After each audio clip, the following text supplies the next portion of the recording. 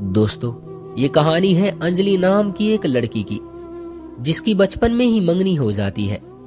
और एक दिन उसके भाई की तबीयत खराब होने पर उनके घर एक डॉक्टर आता है।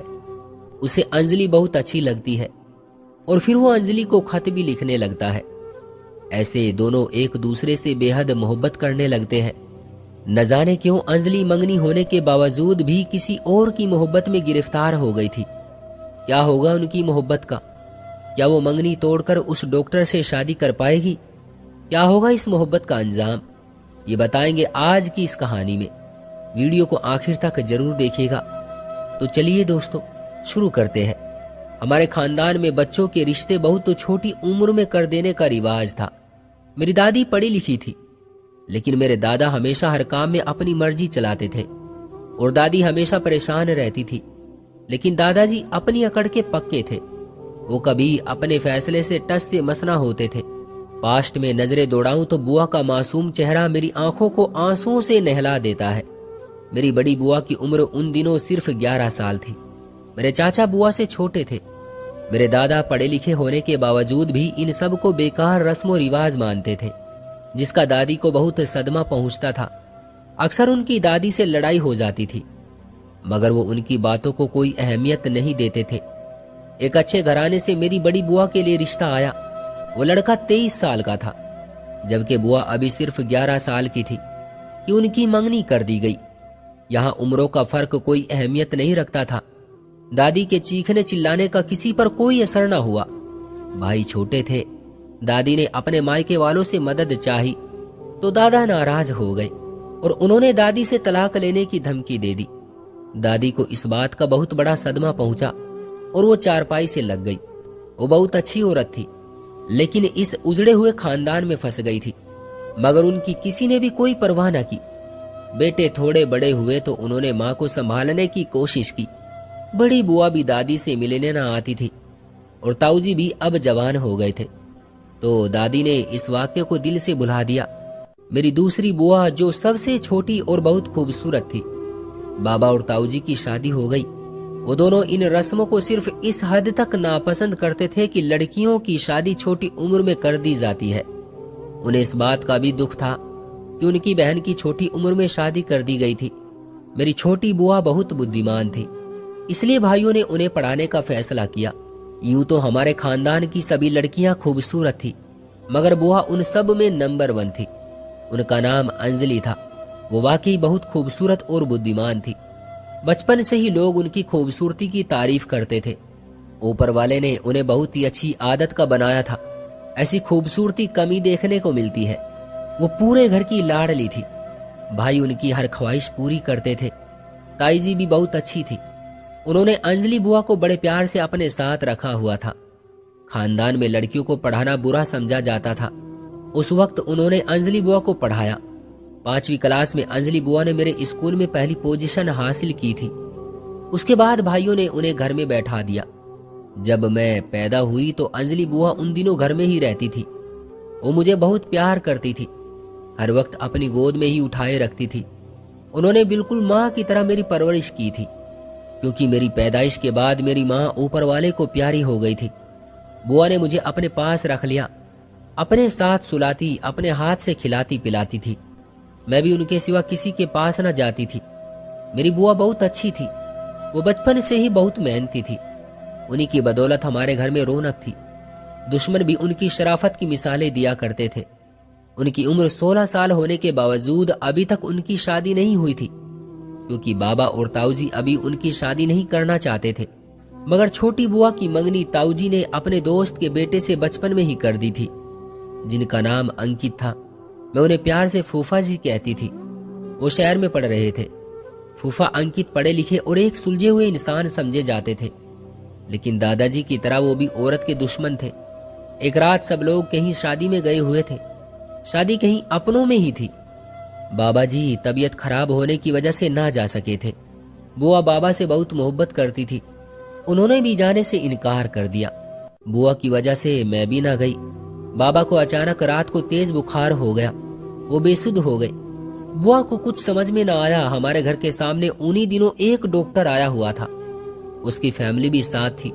एक नौजवान लड़की का रात को यूं घर से बाहर निकलना गलत समझा जाता था, मगर बुआ से बाबा की हालत देखी न गई। वो बगैर सोचे समझे मुझे साथ लेकर घर से निकल गई। डॉक्टर का घर अगली गली में था। वो भागती हुई डॉक्टर के दरवाजे तक पहुंची। रात के 2 बजे का वक्त था। सर्दियों की रातें थी। बिस्तर से उठना बहुत मुश्किल था। उन्होंने दरवाजा खटखटाया। डॉक्टर जी ने दरवाजा खोला। बुआ के मुंह से आवाज नहीं निकल रही थी। उन्होंने बड़ी मुश्किल से कहा, मेरा भाई बीमार है, जल्दी से चलिए डॉक्टर साहब। आप कहाँ से आई हैं?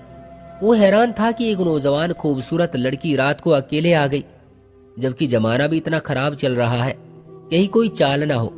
बुआ ने जब ताऊजी का नाम लिया तो वो घर आ गए। डॉक्टर साहब काफी देर तक बैठे रहे। उधर बुआ अपने भाई की परेशानी में लगी हुई थी। ये भी ना जान सकी कि वो कब चुपके से डॉक्टर के दिल की गहरी वादियों में उतर गई। वो बहुत अच्छा आदमी था। बाबा को काफी देर बाद होश आया। डॉक्टर का कहना था कि बुखार ने दिमाग पर असर किया था। अगर थोड़ी देर और हो जाती तो न जाने क्या हो जाता। बुखार उतर जाने के बाद उसने बाबा को सुकून की दवा दी और चला गया। बुआ उन्हें छोड़ने दरवाजे तक गई। डॉक्टर ने मौका मिलते ही कह दिया कि मैंने आज तक आप जैसी लड़की नहीं देखी। आप जरूर वही हैं जिसका मैंने आज तक इंतजार किया है। मैं आपके बड़ों से शादी के सिलसिले में बात करूंगा और आपके जवाब का इंतजार करूंगा। उसके ख्यालों की लगाम से बुआ भी खुद को न बचा सकी। हालांकि वो जानती थी कि अंकित की मंगेतर है, वो किसी भी वक्त उन्हें लेने आ सकते हैं। डॉक्टर की मोहब्बत की पट्टी उनकी आंखों पर ऐसे बंधी कि सब कुछ भूलकर उसने गलत रास्ते पर कदम रख दिया। हालांकि वो बहुत अच्छी तरह जानती थी कि इस जुर्मे मोहब्बत की सजा बहुत कड़ी मिलेगी। उन हवेलियों में ऐसी लड़कियों को गोली मार दी जाती थी। मोहब्बत ने अंजलि बुआ को बेबस कर दिया। ना चाहते हुए भी उसने प्यार की पायल पाँव में बांध ली, जिसकी झनकार को छुपाना चाहती थी मगर ना छुपा सकी। वो बहुत थम थम कर कदम उठाती रही, मगर उसके प्यार की झनकार ने लोगों को खबरदार कर दिया। ये बात बुआ ने तो नहीं बताई, मगर डॉक्टर साहब को जब आइडियल मिला तो उन्होंने इंतजार न किया। मेरी उम्र उन दिनों सिर्फ 7 साल थी। एक दिन स्कूल से वापस आते हुए मुझे रास्ते में डॉक्टर साहब मिल गए। उन्होंने बड़े प्यार से मुझे रोका, अपने साथ ले गए, टॉफियां लेकर दी। वो मुझे बहुत अच्छे लगते थे। उन्होंने आते हुए मुझे एक खत दिया कि ये खत अपनी बुआ को दे देना और किसी को न बताना, वरना घर वाले तुम्हारी बुआ को गोली मार देंगे। मैं वाकई इस बात से डर गई थी। घर आई, बुआ ताई जी के साथ बैठी थी। मैं चुपचाप कमरे में चली गई। जब मुझे इस तरह खामोश देखा तो बुआ मेरे पीछे आ गई। मैंने खत देते हुए सारी बात बताई। उन्होंने जल्दी से खत लिया और चली गई। उसी शाम उन्होंने मुझे जवाब लिख कर दिया। मैंने चुपचाप उनका जवाब डॉक्टर साहब तक पहुंचा दिया। नहीं जानती थी कि खत में क्या लिखा है, मगर खत पढ़कर डॉक्टर साहब बहुत ज्यादा खुश हुए। मैं खुशी खुशी घर आई। पता नहीं बुआ ने क्या लिखा था कि अगले दिन डॉक्टर साहब की माँ और बहन रिश्ता मांगने आ गए। उनके बाबा भी आ गए। घर में एक कोहराम मच गया। ताऊजी बार बार ये कहते थे कि आज तक किसी की हिम्मत नहीं हुई कि हमारे घर रिश्ता भेजे। सारा जमाना जानता है कि हम लड़कियों की शादी किसी गैरों से नहीं करते। डॉक्टर साहब का संबंध एक पढ़ी लिखी फैमिली से था। लड़की लड़के की पसंद को वो लोग गलत नहीं समझते थे, इसलिए उन्होंने ताऊजी से भी यही बात कह दी कि लड़का लड़की एक दूसरे को पसंद करते हैं तो रिश्ता करने में क्या बुराई है। बस यही कहना था कि घर में क़यामत सी आ गई। ये तो सबको पता ही था कि बुआ की डॉक्टर से मुलाकात हो चुकी है। बातें घड़ने के लिए समाज को बुनियाद मिल गई, जिस पर उन्होंने उन दोनों के बीच एक बहुत बड़ी दीवार खड़ी कर दी। ताऊजी और बाबा बंदूक लेकर उसे मारने के लिए दौड़े। ये तो औरतों ने बीच बचाव करवाया, वरना पता नहीं उस दिन क्या हो जाता। बुआ को लगता था कि वो अपनी जिद मनवाने में कामयाब हो जाएगी। उनको अपने भाइयों के लाड़ प्यार का बड़ा मान था, मगर उनके सारे मान टूट गए। बाबा जी, जिनकी जिंदगी बचाने की खातिर रात को घर से निकली थी, उन्होंने हाथ उठा दिया। मैंने मंजर देखा तो जोर जोर से रोने लगी। मैं रो रही थी और कह रही थी, मैंने तो आपको नहीं बताया, फिर आप क्यों मार रहे हैं बुआ को। बाबा को और गुस्सा आ गया कि कोई और बात भी हुई है। उन्होंने मुझसे पूछने की कोशिश की। मैंने सब कुछ बता दिया। मेरा ख्याल था कि इस तरह वो बुआ को नहीं मारेंगे। मेरा ख्याल गलत निकला। मेरी बातें सुनकर घर में और आग लग गई। सब मेरी खूबसूरत और अच्छी बुआ से नफरत करने लगे। डॉक्टर साहब का संबंध एक बहुत बड़ी फैमिली से था और वो शहर के बहुत मशहूर डॉक्टर थे। इसलिए बाबा और ताऊजी के गुस्से से बच गए, वरना वो यकीनन उन्हें कत्ल कर देते। मैंने अपने बाबा को गुस्से में पहली बार देखा था। उनकी आंखें लाल सुर्ख हो रही थी। उधर बुआ ने अपनी जिद से हटने से इनकार कर दिया था। उन पर हर तरफ से दबाव डाला गया, मगर वो अपनी जिद से ना हटी। बुआ ने बात न मानने की वजह से आत्महत्या करने की भी कोशिश की, लेकिन कामयाब ना हो सकी। जब डॉक्टर साहब को पता चला तो उन्होंने कहा, मैं आप लोगों पर केस कर दूंगा कि आपने उसे जहर देने की कोशिश की है। उनकी ये धमकी कामयाब हुई। ताऊजी और बाबा उनके बारे में सोचने पर मजबूर हो गए। जब इस बात का पता होने वाले अंकित फूफा जी को पता चला तो वो किसी दहाड़ते हुए शेर की तरह हम पर चढ़ दौड़ा। हालांकि ताऊजी ने उन्हें बताने के लिए शहर से बुलाया था, मगर वो तो उनका ही दुश्मन हो गया। क्या आप लोग लड़की की परवरिश अच्छी तरह से नहीं कर सकते थे? आखिर उस व्यक्ति को घर में आने की इजाजत क्यों और कैसे मिली? बाबा और खानदान के कुछ बड़ों के समझाने पर उसने मंगनी तोड़ दी, क्योंकि बाबा ने उसे मेरा रिश्ता देने पर राजी कर लिया था। ये बात उन्हीं के राज में थी। मुझे और बुआ को भी इस बात का पता न चला कि क्या हुआ है, अंकित किस तरह राजी हुआ है। वो दिल से राजी नहीं हुआ था, बल्कि उसने बड़े लोगों के सामने हथियार डाल दिए थे। उसके दिल में बदले की आग लावा बनकर दहक रही थी। अंकित से मंगनी टूटने के बाद बुआ की शादी डॉक्टर साहब से इस शर्त पर कर दी गई कि इस घर से कोई संबंध ना होगा, भाइयों को कभी अपनी शक्ल नहीं दिखाएगी। बुआ ने सब कुछ मंजूर कर लिया, लेकिन डॉक्टर का साथ छोड़ने पर तैयार ना हुई। इस तरह उन्होंने पूरे खानदान की बलि देकर अपनी मोहब्बत को हासिल कर लिया। खैर, बात खत्म हो गई, मगर अंकित के दिल से यह बात अभी तक नहीं निकली थी। वो बदले की आग में जल रहा था। शादी के कुछ साल बाद ताऊजी और बाबा 2 दिन के लिए शहर चले गए। घर में सिर्फ औरतें थी। बुआ हमारे घर आई। वो अपने घर में बहुत खुश थी, मगर उन्हें मेरी याद बहुत सताती थी। वो माँ को बड़ी मुश्किल से राजी करके मुझे अपने घर ले गई। उस दिन वो घर में अकेली थी। उन्होंने कहा कि कल तक वो मुझे वापस छोड़ जाएगी। उन्होंने मुझे बहुत प्यार किया। ये मेरी बुआ की जिंदगी की आखिरी रात थी। रात को 10 बजे के करीब अंकित दीवार कूदकर अंदर आ गया और उन पर चाकू से वार करके चला गया। मैं बुआ को देखकर रोती रही। खून से मुझे डर लगने लगा।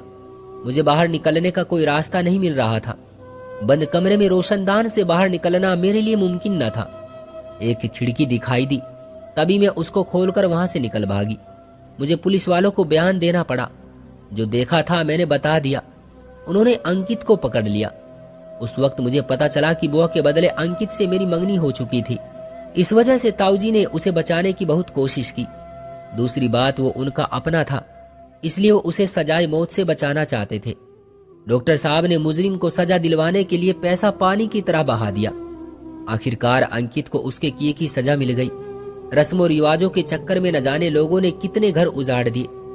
डॉक्टर साहब ने आज तक शादी नहीं की। वो दूसरे शहर चले गए। मुझ पर छोटी सी उम्र में मंगनी टूटने का धब्बा लग गया। ये जुल्म पता नहीं कब तक चलता रहेगा।